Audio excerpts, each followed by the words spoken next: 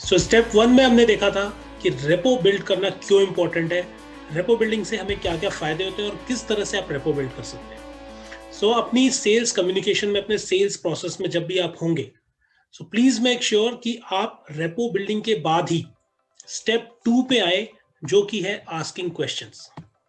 अब इस वीडियो में हम लोग बात करेंगे कि क्वेश्चंस, आप किस तरह के क्वेश्चंस अपने प्रोस्पेक्ट से पूछ सकते हैं, उन क्वेश्चंस को पूछने के पीछे आपका पर्पस क्या होना चाहिए और क्या चीजें, क्या फायदे होते हैं जब हम क्वेश्चंस पूछते हैं स्टेप 2 में जाके। सो ये सारी चीजें हम कवर करेंगे इस वीडियो में। तो सबसे पहले देखिए, आपको सेल्स में एक चीज समझनी है कि sales is all about numbers. और अगर आपको नंबर्स अच्छे अचीव करने हैं तो उसके लिए एक सबसे बेसिक नीड या सबसे एक बेसिक चीज जो बहुत जरूरी है कि आप राइट पर्सन से इंटरेक्ट कर रहे हो, राइट पर्सन से कम्युनिकेट कर रहे हो। इसका मतलब ये है, राइट पर्सन से मेरा मतलब ये है कि जिस भी पर्सन से, जो प्रोस्पेक्ट आपके सामने बैठा है, जिससे आप कम्युनिकेट कर रहे हैं, ही और she should be the decision maker.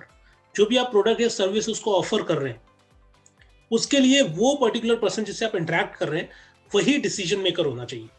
क्योंकि कई बार अगर अगर आप एक ऐसे पर्सन से आप कम्युनिकेट कर रहे होंगे या इंटरेक्ट कर रहे होंगे जो डिसीजन मेकर नहीं है, जो शायद किसी और पे डिपेंड है वो डिसीजन लेने के लिए, तो आपको इस प्रोसेस में वो रिजल्ट्स नहीं मिलेंगे और आप जितने भी एफर्ट्स कर रहे हो सारे एफर्ट्स वेस्ट हो जाएंगे। तो आपको सबसे पहले तो ये आइडेंटिफाई करना है कि आप डिसीजन मेकर से ही बात कर रहे हो। और कुछ और क्वेश्चंस जो आप पूछ सकते हैं, कुछ और सवाल जो आप पूछ सकते हैं अपने प्रोस्पेक्ट से, वो ये सारे सवाल हैं। आप जैसे उससे पूछ सकते हैं कि जो भी चीज या जो भी प्रोडक्ट या सर्विस वो बाय करने के लिए प्लानिंग कर रहा है या जिसको ढूंढता हुआ शायद वो आपके पास आया है, तो उसमें क्या वो फीचर्स हैं जो उसके लिए बहुत ज्यादा इंपॉर्टेंट है। किन फीचर्स पे या किन चीजों पे उस पर्टिकुलर प्रोडक्ट या सर्विस की उसका डिसीजन डिपेंड करेगा। तो ये चीज आप पूछ सकते हैं। आप उससे ये भी पूछ सकते हैं कि कब वो प्लान कर रहा है इसको बाय करने का। आप उससे ये भी, आप अगर कोई मान लीजिए डिजिटल कोर्स या कोई कोचिंग सर्विस प्रोवाइड कर रहे हैं ऑनलाइन या ऑफलाइन, तो आप इस तरह से पूछ सकते हैं कि आप इस चीज को स्टार्ट करने की प्लानिंग कब कर रहे हैं। अब इस तरह का सवाल जब आप पूछते हैं तो एक प्री एजम्पशन हो जाता है कि हाँ, उसको शुरू करना ही है।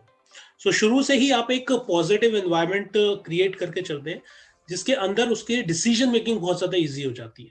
और एक सबसे ज्यादा इंपॉर्टेंट क्वेश्चन जो आप पूछ सकते हैं इस स्टेप में, जब स्टेप नंबर 2 में आप होंगे, जब आप उसे क्वेश्चंस पूछ रहे होंगे कि वो ये प्रोडक्ट या सर्विस क्यों खरीदना चाहता है। अब ये क्वेश्चन इसलिए इतना इंपॉर्टेंट हो जाता है क्योंकि यहाँ से आपको उसकी नीड या डिजायर का पता चलेगा। आपको ये भी पता चल जाता है यहाँ से कि क्या चीज उसको मोटिवेट कर रही है इस पर्टिकुलर प्रोडक्ट या सर्विस को बाय करने के लिए। आपको याद हो अगर, तो हमने जैसे एक मोबाइल फोन का एग्जांपल लिया था जब हमने सेल्स प्रोसेस में जब इंट्रोडक्शन वीडियो में कवर किया था। अगर आप उसी एग्जांपल को देख के चलें, तो अगर कोई पर्सन मोबाइल फोन देख रहा है तो उस मोबाइल फोन में क्या वो फीचर्स हैं जो उसके लिए बहुत ज्यादा इंपॉर्टेंट है।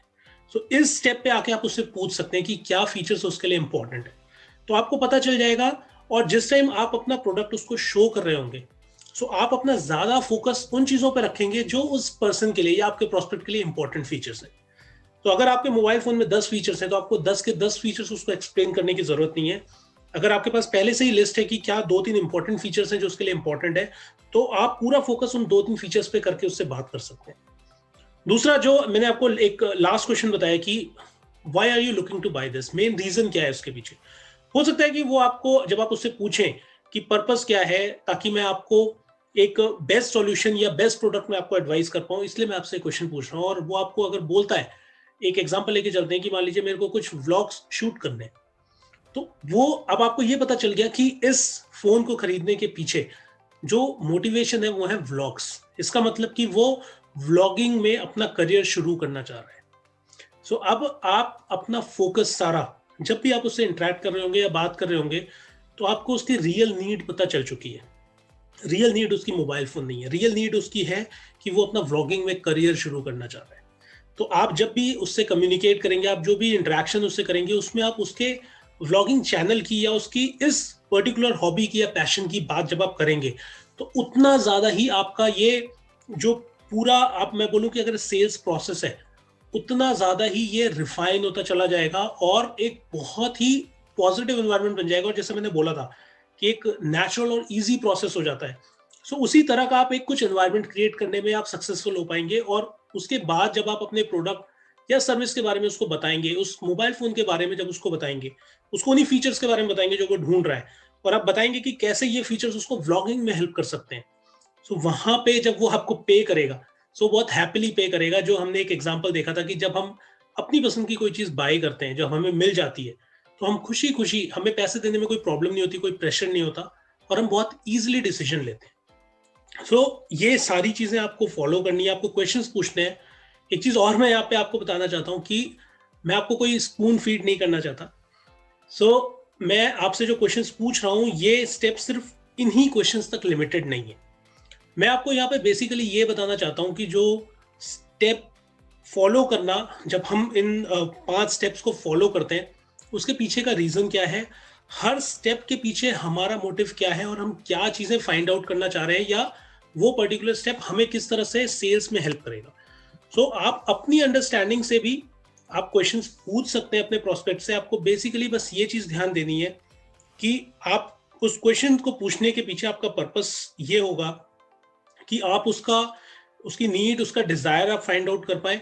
आप ये देख पाए कि कितनी अर्जेंटली वो इस प्रोडक्ट को खरीदना चाहता है, या अगर वो किसी अपनी प्रॉब्लम की सॉल्यूशन के लिए कोई प्रोडक्ट या सर्विस बाय कर रहा है, तो कितनी अर्जेंटली वो उसको सॉल्व करना चाहता है। और जितने भी पॉइंट्स जब आप इस डिस्कशन में आप उससे डिस्कस कर रहे होंगे, जब आप उससे क्वेश्चंस पूछ रहे होंगे, तो जो भी वो रिस्पॉन्स देगा, आपको एक एक्टिव लिसनिंग मोड में रहना है। आपको बहुत ही ध्यान से सारे पॉइंट्स सुनने हैं, बिकॉज ये पॉइंट्स आपको हेल्प करेंगे जब आप उसकी नीड या उसके डिजायर को लिंक करेंगे अपने प्रोडक्ट से, जो हम आने वाले स्टेप्स में कवर करेंगे। सो ये सारे स्टेप्स, ये सारे पॉइंट्स बहुत ज्यादा इंपॉर्टेंट हो जाते हैं आपके लिए कि आप इसको ध्यान से सुने। और अगर आपके पास कोई आप नोटपैड या आप डायरी यूज कर रहे हैं, आप फोन पे अगर ये कन्वर्सेशन कर रहे हैं, आप नोट डाउन करिए।